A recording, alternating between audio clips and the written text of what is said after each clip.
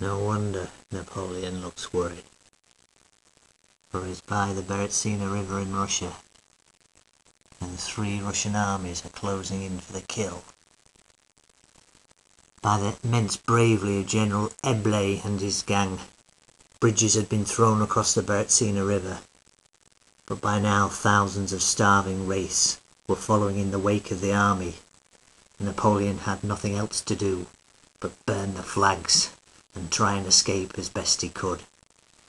Some of these eagles were secreted in the rags that men wore, which once had been uniforms, but they wore anything now just to fend off the immense and terrible cold, and 1 or 2 of those eagles actually got back to Paris and France. Much more reminiscent of what things were like is this cavalryman in the bottom left-hand corner of the painting. His drooping moustache and his hangdog expression tell it all, as do the rags he is wearing. There are spurs on his feet, but that is just a sick joke, for by now no one had horses. Most of them had been eaten days before.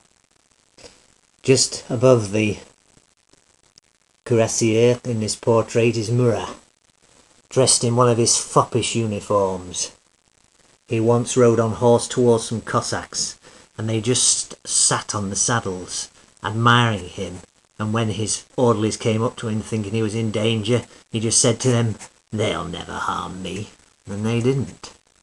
But the weather was something else. In the background we can just see terrified men trying to break through towards the Emperor and to get across that river. It was the coldest winter for 100 years. The coldest Russian winter. The 1810 to 1820 was the coldest decade of the 19th century, and the decade before there had been a plethora of volcanic eruptions, unprecedented, and these had sent billions of tiny particles into the atmosphere, dust around which snowflakes could accrete, and it seemed in 1812 that everything had conspired to doom the Emperor and his magnificent Grand Armée.